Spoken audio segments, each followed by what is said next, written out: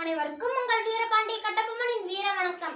79வது சுதந்திர தினத்தை கொண்டாடி கொண்டிருக்கும் இவ்வேளையில் நான் சிந்தனையில் உதிக்க வேண்டிய ஒரு வீரரின் சொற்களை உங்களிடம் தெளிக்கிறேன்.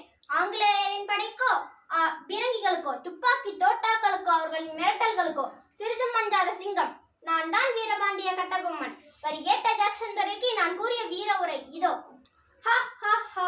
கிஸ்தி திரை வரி வட்டி வானம் பொழிகிறது, பூமி விளைகிறது, உனக்கு ஏன் கொடுக்க வேண்டும் கிஸ்தி? எங்களோடு வயலுக்கு வந்தாயா, ஏற்றம் நிறைத்தாயா, நீர் பாய்ச்சி நடுவயல் நிறைய கண்டாயா, நாட்டு நட்டாயா, களை பறித்தாயா, காணிவால் உழவருக்கு கஞ்சி களையம் சுமந்தாயா, அங்கு கொஞ்சி விளையாடும் எம் குலப்பெண்களுக்கு மஞ்சள் அரைத்து பணிபுரிந்தாயா, அல்லது நீ மாமனா மச்சானா மானம் கெட்டவனே?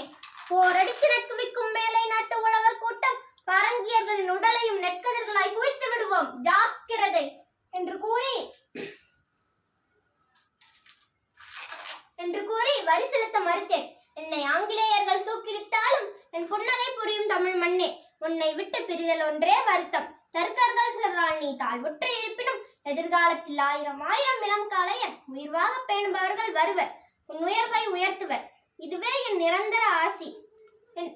என்னை போல் பலரும் சொன்னதற்காக பாடுபட்டு தன் உயிரை தியாகம் செய்துள்ளனர்.